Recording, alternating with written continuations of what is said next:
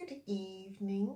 This is a bonus live stream because it's now 7:30 p.m. my time where I am, and I'm a lot more settled in my day, having gone through a whole day of work and taking care of the family. And I started to actually reflect a little bit more on what I was talking about with self-care. And so I just thought that I would jump online just to address self-care from the perspective of, really thinking about who it is that benefits from our care when we actually take care of ourselves. I think that the misnomer about self-care, whether we are a parent or a professional carer, is that in order to take time for ourselves, and that actually will mean taking time out of some important things that we might be doing, a schedule or our priorities. And some of the cognitive barriers to that could be things like, if I don't keep doing, then I am in fact lazy. Or if I don't keep chipping away at the problem will never go away.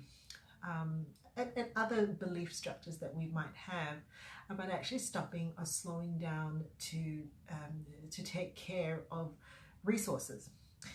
Isn't it interesting that we can take care of everybody else's resources and actually figure out what everybody else needs to get on with their world, their health, their needs, their transportation requirements, and actually see our own resources as being the very last one. And I got to thinking this evening because I'm about to head out for a very important segment in my day, and that is to get some exercise. And I just thought, this has become such an intentional part of my world, and I still have that little thought bubble go off in my head that says, but who am I ripping off if I actually step out of the door right now and do my 30-minute exercise? Is there anything else that I need to do? Oh, look, it's already getting so late.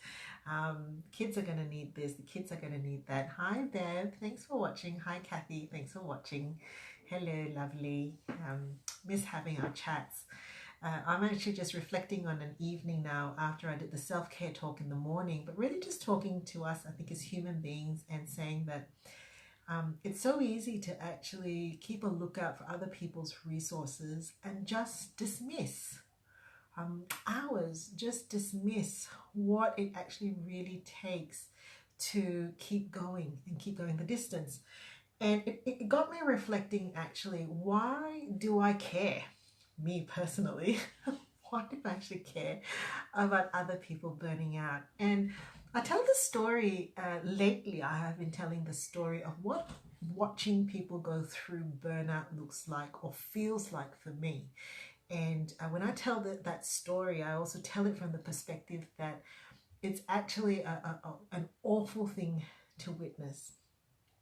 I really liken it to a kind of a building that was standing tall and strong and lovely and beautiful, right? Put together with a beautiful architecture, beautiful aesthetics, and loads of people found shelter and comfort in that building, right? In that space.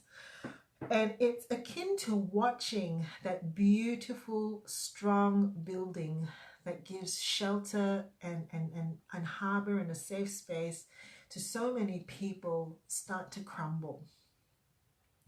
And you're watching the pieces just chip away and chip away and chip away. And very soon, you standing back, you can actually start to see that the foundations are actually starting to crumble as well. And in that moment, two things are going to happen. The first thing is the most obvious. The first thing is that beautiful building that stood there is going to crash. And because the foundations have been eroded and the bricks have been pulled apart over time, there's actually really very little that you can do at that point except to watch it crumble. And I'll talk about that in a minute. That's the first thing, and that's the obvious thing to everybody who's witnessing someone burn out. You can see that. But the second thing that happens that is often not thought about beyond the event is that no longer will the people have that safety and that beauty and that place to return to.